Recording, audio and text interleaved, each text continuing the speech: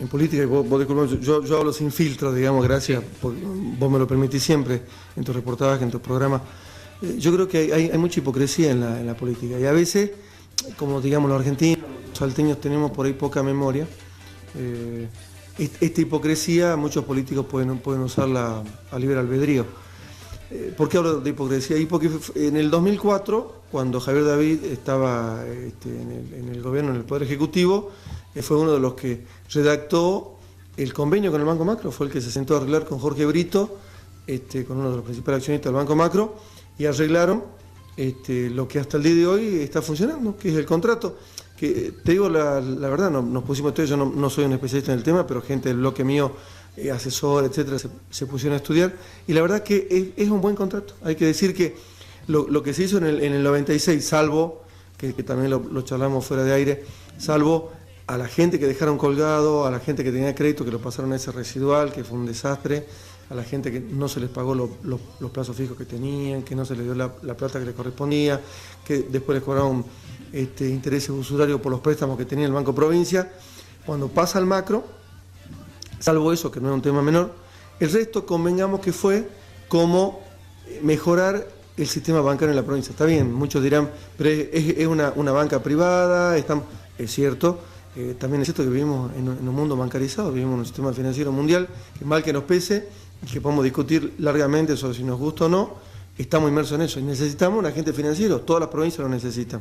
Pero bueno, nosotros lo que hicimos en la sesión pasada fue prorrogar este convenio que ya había hecho Romero en el 96, lo ratificó en el 2004, y nosotros lo que hicimos fue mejorar algunas condiciones respecto de, para que la gente entienda, un agente financiero es el banco que respalda todas las actividades financieras de la provincia.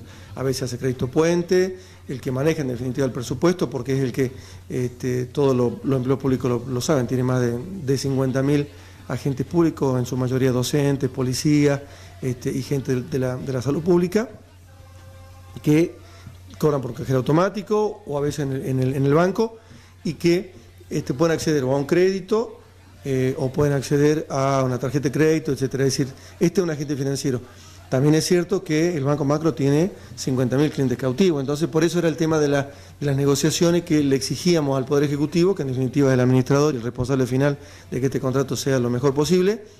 Nosotros de la legislatura lo que hicimos fue darle una autorización para que se hiciera esta negociación, para que cobraran menos comisiones por todos los movimientos que hacen en la provincia, que hicieron una inversión, está obligado a hacer una inversión de 300 millones de pesos, esto es poner sucursales de bancos en lugares que no hay, terminar de poner cajero automático. Creo que son 3 municipios únicamente los que le falta cajero automático, el resto hay que reconocer, el Banco Macro hizo las inversiones, más allá de la propaganda esa simpática, no deja de ser real esto de que en Iruya hay cajero, etcétera. Hizo inversiones en todos los pueblos sin importar la cantidad de habitantes que tenga el pueblo, es decir, sin importar el movimiento financiero. Un cajero para que la gente más o menos sepa. Me decían en aquel momento, cuando lo pusieron en mi pueblo, en el año 2010, yo estaba de intendente, me decían que tenía un costo mensual más o menos de entre 20.000 y 30.000 pesos mantenerlo al cajero. Esto es en respecto a luz, porque esto también hablaba, me recuerdo, Claudio del Pla decía que la luz y el alquiler se hacía cargo del municipio. ¿Esto es así? No. Yo en ese momento, inclusive está el convenio firmado, quedó ahí en la municipalidad. Nosotros sí dábamos el espacio físico, digamos, que, bueno, todo el mundo sabe lo que ocupa un cajero automático, ¿no? Entonces... Diputado, sí. Lo invito a tener una comunicación telefónica, ¿no?, con sí, el director con de este medio, Raúl Belmont. Raúl, muy buenos días. Buen día, Alejandro. Diputado, un gusto tenerlo en la casa. Un gusto, Raúl, buen día. Buen día. Mire, yo quiero destacar con una pregunta en un aspecto que ustedes ya lo han considerado, pero creo que era importante.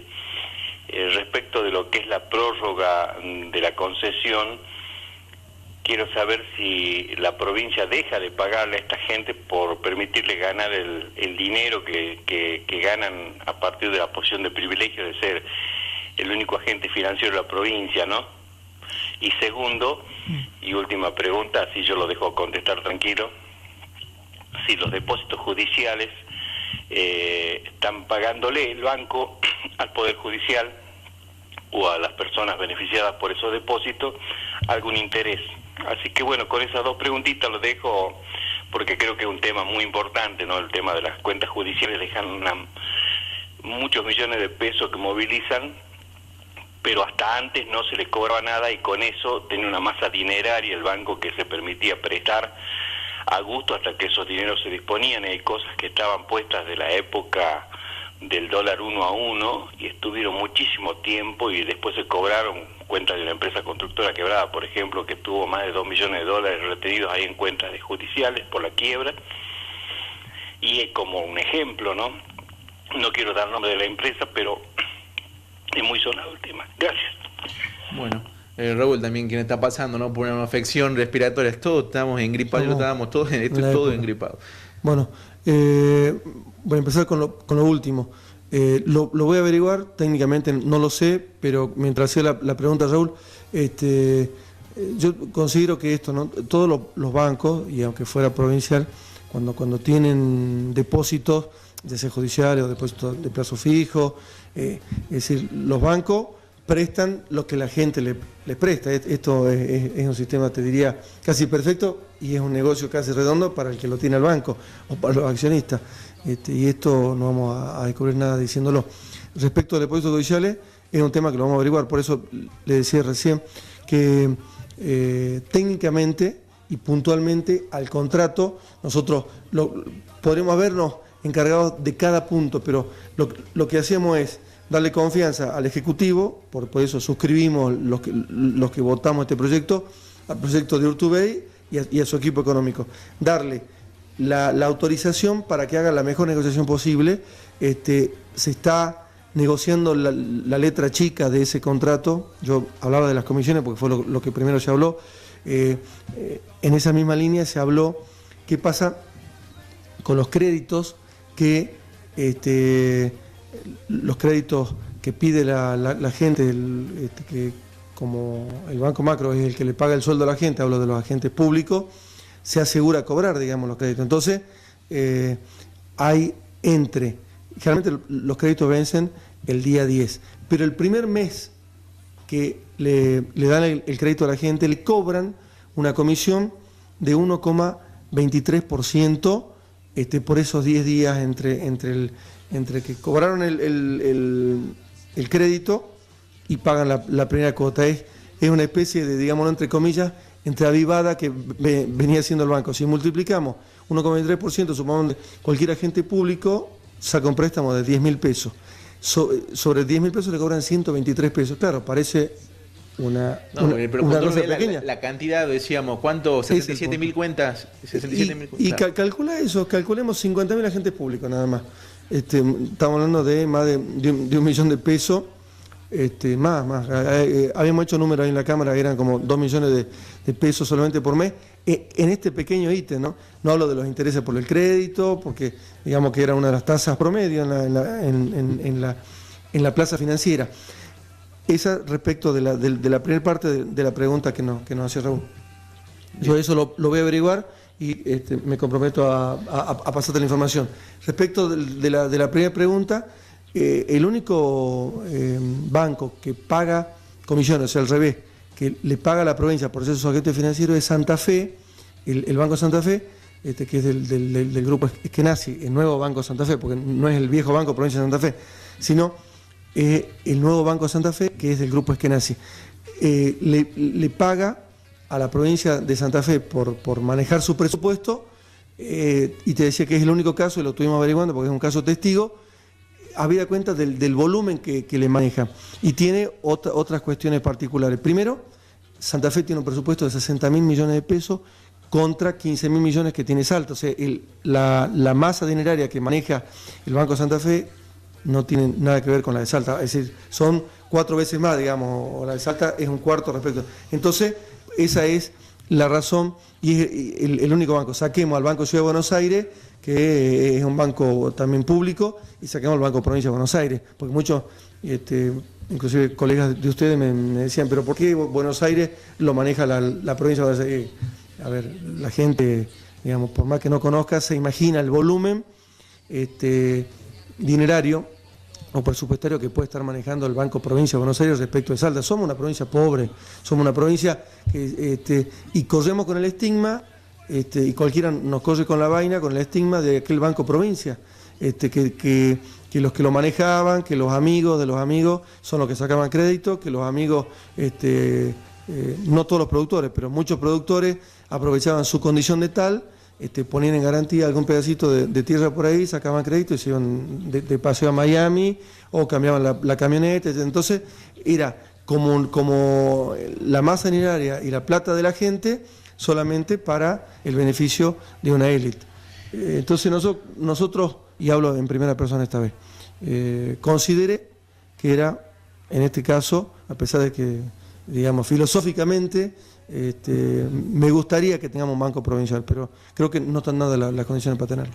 Bien, sabemos, ¿no? Esto ya dejando de lado lo que es, ya está aprobado, ¿no? El tema del Banco Macro. Sí. ¿Sí? También hay dos temas importantes, ¿no? Dos temas que van a hacer resonancia dentro de lo que es la legislatura provincial. ¿Sí? Una vez que culminen estas, son 2 semanas, ¿no? de receso, son 2 sesiones. Es el tema, uno de esta reforma de distribución de la tierra, de posesión de la tierra, ¿no? Bueno, está metiendo un proyecto presentado por el senador nacional Rodolfo Urtubey, ¿no? ¿Cuál es su opinión respecto, ¿no? a este proyecto?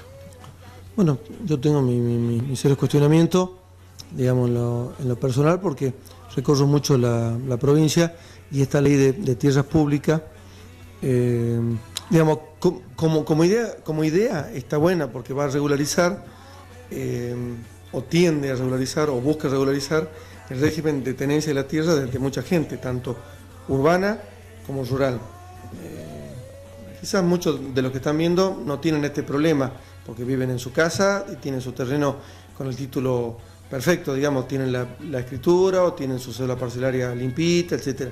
Pero hay muchos casos en que gente que está en un loteo que no está regularizado, que era un loteo que es propio de la provincia o que es propio del municipio, o era un loteo que no tiene todas las condiciones para tener su escritura, o gente que la tiene embargada, o gente que está en un juicio de posesión y está luchando esto, o gente que está en tierras fiscales, ¿sí? Algún lote fiscal en algún barrio, o en el Perisalta, que generalmente es donde por ahí quedan tierras fiscales, o en alguna zona de algún municipio alrededor del ejido municipal, o en el ejido municipal mismo. Y fundamentalmente de poseedores con ánimo de dueño que viven hace mínimo 50 años, por decir algo, 60, 80, 100 años, y que nunca pudieron acceder ni al papelito que diga que son los dueños, es decir, al papel que diga que son los propietarios por escritura pública, ni siquiera por un boleto, porque ahí los llevaron alguna vez a trabajar a un obraje, o porque le dieron ahí, o porque su abuelo, su bisabuelo, su tatarabuelo vivía ahí, y el dueño de esa tierra le dijo, bueno, cría tus vacas, vos sos peón del campo, te dejo criar, vos sos el pastajero. Había un contrato como de palabra y se quedó ahí, y ahí tienen el cementerio donde tiene enterrado a todos sus ancestros, y como la mejor prueba de que vivió siempre ahí. Bueno, esa gente está siempre en peligro hoy, porque hoy que vale mucho el papelito y ya no vale tanto la palabra, esa gente está siendo amenazada, porque claro, con el valor de la tierra, con el valor de lo que vale el kilo de carne, o lo que está valiendo la tonelada de soja, por decirlo de alguna forma, o la chía, o el grano que fuera, empiezan como a desmontar, empieza a correrse la frontera agrícola o a tecnificarse el campo. Entonces el que tiene el papelito, que dice que tiene la sola parcelaria y es el dueño, empieza a ver a esta gente, a estos pastajeros, a estos poseedores, como invasores. Entonces dice, bueno, a veces van y lo hablan y negocian y arreglan, en muchos casos, pero en muchos casos no. En muchos casos encima empieza el juicio de desalojo. Entonces lo desalojan, mandan, se presentan de cualquier juzgado y dicen, señor, mire, yo tengo el papel y acá hay un señor que está invadiendo mi terreno, mi finca, mi campo, así que le pido que lo saque. Y comienza el periplo tedioso, angustioso y muy triste de familias poseedoras que no tienen de dónde defenderse. Es realmente es una cosa muy triste. Hay gente que llegó a perder la vida, hay gente que en su angustia, gente grande, que se sentía, decía, ¿dónde voy? Claro. Aparte, y ahí creo que toca o raya lo jurídico el que planteo que estamos haciendo, ¿no? Es decir, ¿cuál es realmente la manera real de mostrar la posesión? Alguien que ha vivido más de 80 años, que en definitiva, como bien lo decía usted hace rato, no lo hablábamos en el corte, no tiene una posibilidad de acceder a un abogado que le gestione la posesión veinteañal, ¿sí? Frente incluso a títulos, porque no lo recuerdo si este caso en Campo Quijano era más o menos a títulos nobiliarios, ¿no? Que venían desde el 1600 por ahí, ¿sí? Venían estos títulos concedidos a algunas personas que hoy tienen sus herederos, ¿no? De ahí vienen en su gran mayoría, y sobre todo Salta, que hay muchos latifundios, digamos, viene de esa época, vienen, no vamos a historia, pero lo de la guerra gaucha, Güemes, era una lucha por la tierra, era en definitiva eso, era sacarle a los españoles o a los herederos de los españoles, a los comerciantes que tenían la tierra en Salta y que explotaban a los pastajeros, que los hacían trabajar en sus tierras, a cambio de que pudieran criar, digamos, es como darle permiso, vos te dejo vivir en mi tierra, más o menos así. Entonces era como un sistema feudal, era yo te doy protección y te dejo vivir en mi tierra, vos trabajame para mí, cuidame mi hacienda, mis cultivos, y a cambio de eso te dejo vivir. Entonces lo que vino a romper Güemes fue eso, ¿no? De decir, no señores, esta tierra es de ustedes están viviendo ahí, están cultivando, están criando sus animales, luchemos por esto. Esa era la verdadera independencia, que hasta el día de hoy no se terminó. Claro, ¿no? Y esto sobre todo uno pensando y sensibilizando y sensibilizándose por la gente del interior, ¿sí? Que es donde yo creo que se dan la mayor situación de estos casos, ¿no? Donde son tenedores de la tierra, pero en papeles no. Exactamente, entonces esa posesión ante un juez, y no hablemos mal del juez, ante un juez cualquiera, digamos, el juez le llega una denuncia por desalojo de este señor dueño de la tierra, ojo, dueño legalmente, dueño del papelito, y entonces dice, ¿a quién tenés dentro de tu finca? Y mire, tengo ahí 4 familias que están asentadas, que creo que están hace unos añitos, qué sé yo, y claro, es fácil conseguir testigos, porque cuando hay poder, vos sabés, conseguís testigos, lleváis y decís, sí, la verdad que no los conozco, yo lo conocí recién hace unos años. Entonces cuesta mucho demostrar, porque hay que buscar testigos. ¿Cómo hace para encontrar un testigo que te diga que hace 80 años que estás ahí? Que tenga tu misma edad, ¿sí? Que tenga 80 años, que hubo un caso como paradigmático allá en el norte, en el departamento San Martín, donde lo pudimos demostrar. Yo trabajo colaborando con alguna asociación de productores en esa zona, y pudimos lograr la certificación de que era así, como decía el poseedor y no como decía el dueño del papel, que decía que estaban ahí, que eran unos invasores y que estaban ahí hace 10 años nada más, porque el abuelo de ellos, de los dos que estaban en conflicto, habían tenido una pelea por una marcada de unos animales, que uno decía que era de uno, otro decía que era el otro, y terminó en un duelo y uno de ellos murió. Así que por ese hecho policial de hace 50 años atrás se pudo demostrar que realmente eran poseedores de años. Pero fíjate vos, es decir, hay que llegar, y porque figuraba en algún lado en el registro de la policía este hecho, pero es muy difícil conseguir testigos.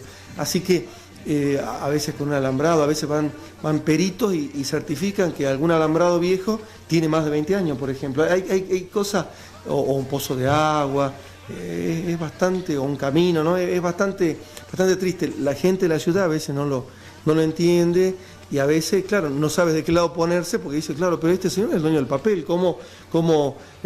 También hay que decir que hay muchísimos casos de dueños de tierra que reconocen esto y es gente, digamos, bien nacida. Entonces, ¿qué hace? Va y negocia.